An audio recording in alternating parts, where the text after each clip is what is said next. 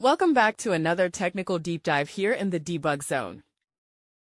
Today, we're tackling a big question and breaking it down with insights from other users. Hopefully, this clears up some misconceptions and helps you get the answer you need. So buckle up, stay a little curious, and let's jump right in.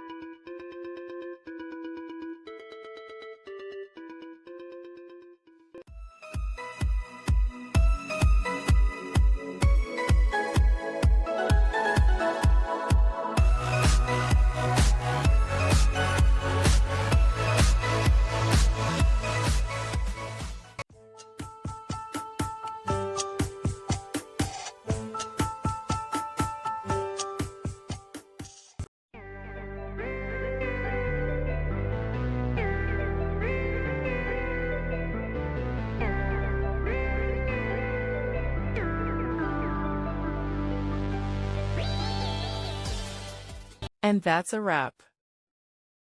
I hope you found the answer you were looking for.